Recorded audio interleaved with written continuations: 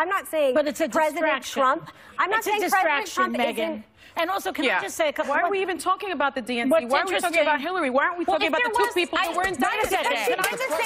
Of changing the subject to someone else's perceived wrongdoing. Actually, an old Soviet propaganda tool. And the reason it is dangerous is because it implies that all actions, regardless of context, share a moral equivalency. And since nobody is perfect, all criticism is hypocritical and everybody should do whatever they want. It doesn't actually solve a problem or win an argument. The point is just to muddy the waters, which can make the other side mad. Former campaign manager for the new guy, Paul Manafort, just surrendered to the FBI. Oh, this is the indictment, by the way, everyone. But you know what? We don't know what we don't know yet. Let's not get, like, let's just, that we don't even know exactly what's happening. But if we talk about the indictment, which is a fact, right? Because I have it right here. It's significant. You know what's also a fact is that it came out last week that the DNC and Hillary Clinton has ties through this Fusion GPS Oppo research group, and they also paid money to get this Russian dossier. But this is the ultimate breakdown of democracy and the humor and levity surrounding it on both sides. And by the way, I would like to say that there's a quote that just came out. Wait. Let's not talk about both sides. Can I please finish? Well, no. Let's not talk about both sides. Let's talk about what's happening today. And the dossier. Hillary Clinton is not the president, and Hillary Clinton wasn't just indicted. You know what?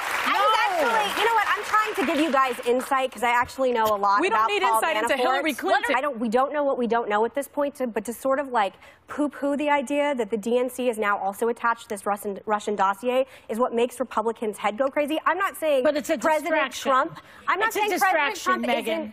And also, can I just say a couple... Why are we even talking about the DNC? Why are we talking about Hillary? Why aren't we talking about the two people who were indicted today? Because you did the same thing. You're vilifying them over.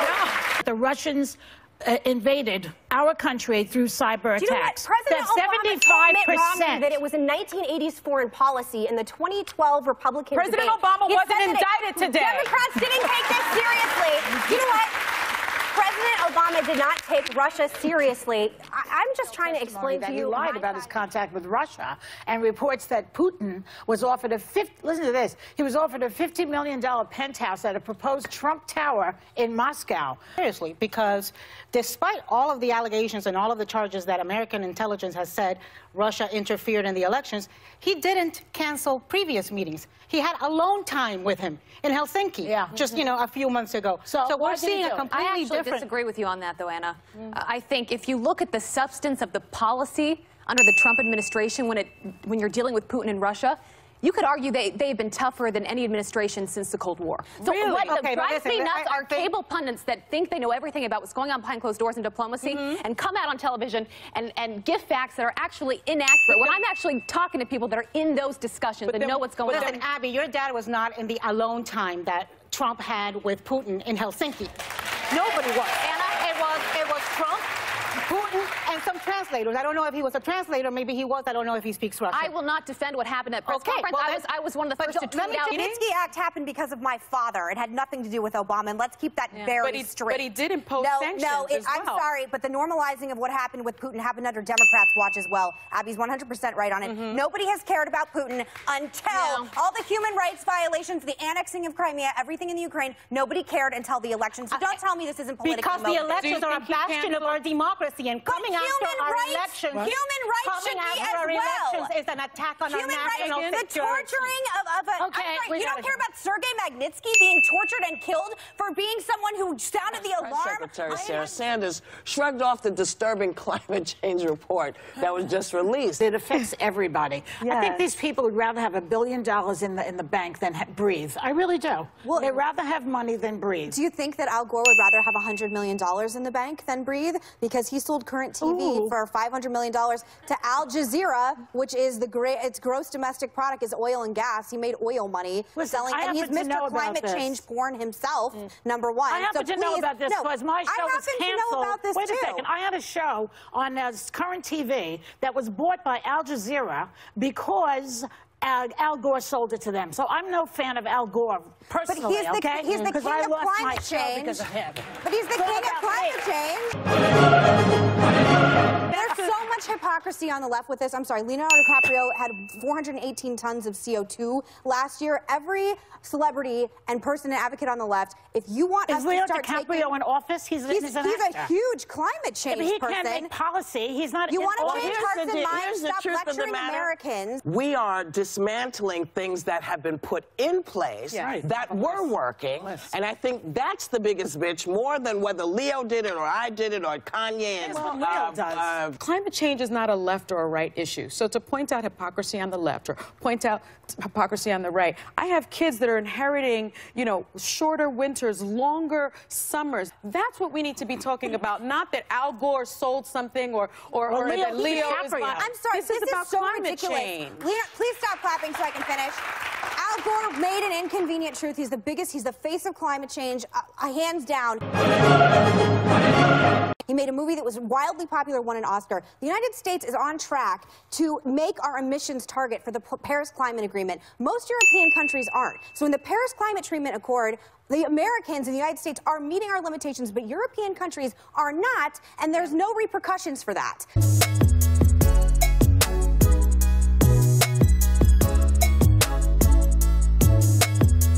So please don't sit here and lecture me. Because they're polluting. I'm saying we're meeting our emissions targets. The United States is meeting it, and European targets are not. Why is he allowing mining waste to be dumped into streams? You don't care about European countries, but you care that America doesn't. I don't understand. Nancy Pelosi and Chuck Schumer bailed on a White House meeting to discuss government spending. I would like us to come back to the middle.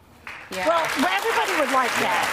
Everybody would like that. But when you have him in the White House, every day he like what he said about Chuck and Nancy. But our founding that they're for crime and high taxes. They're not for crime and high taxes. He's a liar. He lies every day. I cannot go along with that. I'm not asking you to go along with it. What I'm saying is that I tried throughout the last 8 years of President Obama, and by the way, I believe he nuclearized the Middle East for my grandchildren with the Iran deal, and I had grave issues with his administration. I didn't go on TV screaming, he's a liar, he's whatever. I have spent my career. Yes, a lot of Republicans think he was, and I have major issues with him. Why can't you just come to the middle? I can't find one thing for you to say. Okay, just to that point, Mitch McConnell himself, the minute Obama was elected, said, we're not working with this man. Remember that? So when you throw in the gauntlet of bipartisanship, there's no place to look but Mitch McConnell. Has the president or anyone at the White House ever asked or suggested that you open an investigation of anyone? Yes or no, please, sir? Suggest. Hinted? I don't know. Inferred? You don't know. Okay. This isn't the first time we've seen that happen, right?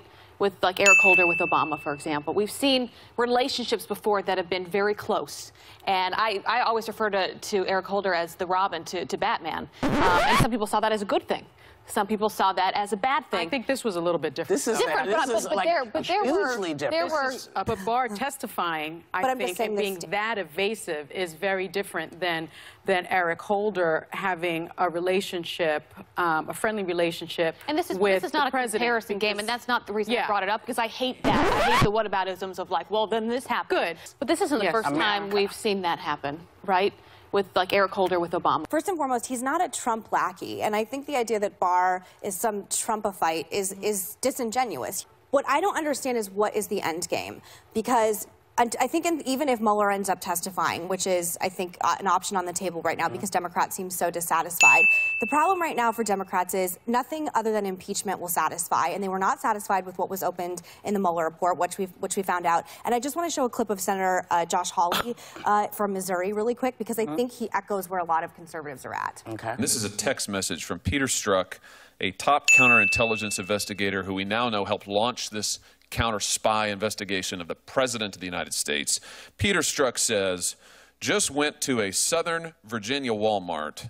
I could smell the Trump support. But I think the appearance of politicization, though, with the FBI, with investigations, with the government. But there's a lot of conservatives out there that agree with him and think that, well, if you just think that we're disgusting, you don't need to look at me that way. I speak for conservatives on this show. I mean, I know what they're thinking. No, but you look like I'm saying something inaccurate. No, I'm listening to you. But I echo that. Okay, so let's get back to the point that you're making, because I want you to say it. When you see the text messages with people that work for the FBI that are so clearly politicized. Bombshell expose in the New Yorker that claims that for Fox News killed, watch this, killed the Stormy Daniels story. So does this prove that Fox News is just a mouthpiece for the Trump administration, or what? Didn't we already know that? Had everyone known about Stormy Daniels, I mean, would they have voted for this president? Yeah. Just a counterpunch on that is Donna Brazile was exposed in WikiLeaks for giving up a debate question from the Clinton campaign. And she resigned. She knew through CNN. Yes, I'm just saying, like, the debate question thing has now happened on both sides. Yes. I would make the same argument about CNN commentators, that there's a lot of times that I don't know the difference between an opinion host and a journalist on CNN as well. So I think this is a systemic problem with journalism in general. You're a great journalist. I don't know if you would disagree with me one way or the other. I will say... I totally agree on that. I just think it'd be strange for a news organization to kill a scoop like that. I don't disagree with that, but I would also say that I also worked with Diane, and she is a great journalist, and that some of the other elements at play in this, you guys probably don't know who this is, but I do because I grew up in Phoenix and Scottsdale are like 10 minutes apart, but there's a gossip columnist named Nick Ritchie who ran a website. Daddy issues continue because she has a different take on the media than he does. Take a look. Do you think that we're the enemy of the people? Sorry? Do you think the media is the enemy of the people? No, I do not. That's not very vehemently against family separation. And then she's, the clip we saw that says, you know, no, of course I don't believe that the media is the enemy of the people. It just shows me that she has zero influence on her father. Well, I have a few things to say. The first thing is, we don't come from a traditional political family.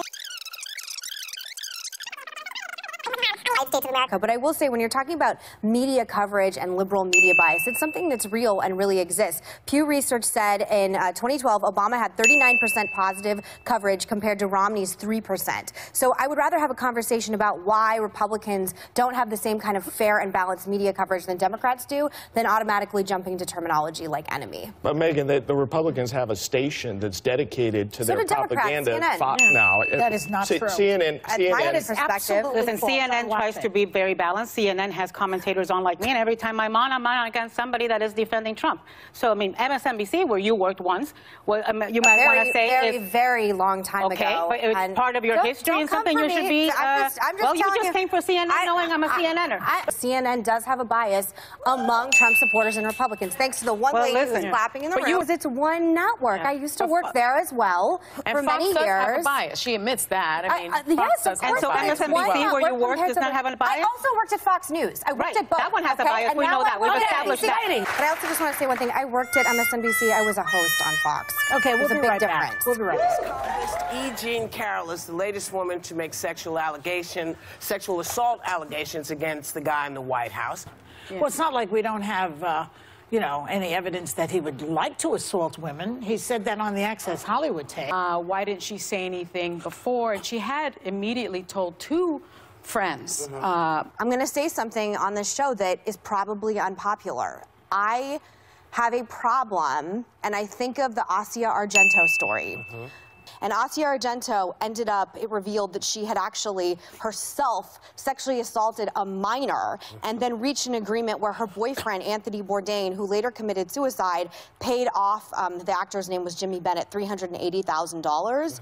So for me, like, I always ask questions, but she's accusing a lot of other very prominent, famous men of sexual assaults and I believe of rape. And again, it's like I was scared to even come out here and say that. But another example is Julie Swetnick, who accused Brett Kavanaugh of being part of a gang rape. She couldn't provide credible witnesses. NBC came out saying that she had changed her story several times. I first got here. Okay. Just putting that out there. And I hope people realize what she's saying is, I don't know. Yes. Thanks, Sonny. Well, nobody knows. Nobody was there. A defense attorney could not stand up in court and say, maybe my client did murder those people, but I ask you this, what about Jeffrey Dahmer? What about Al Capone? What about the guy from The Silence of the Lambs? Arrest my case here, people. Arrest my case. There's so much hypocrisy on the left with this. Hillary Clinton has ties, liberal media bias. It's something that's real, and yet on both sides. And by the way, I would like to say that it happened under Democrats' watch as well. I would make the same argument about CNN commentators. President Obama did not take Russia seriously. Obama had 39% positive coverage. You know what? And by the way, I believe he nuclearized the Middle East for my grandchildren. Like Eric Holder with Obama. So please don't sit here and lecture me. Because they're polluting. And give give facts that are actually inaccurate. I'm sorry, this is about climate change. Because the elections are a bastion of our democracy. And There were. And then Hillary Clinton wasn't just indicted. Well, you just came for CNN knowing I'm a CNNer. We've danced around every single topic except what happened today.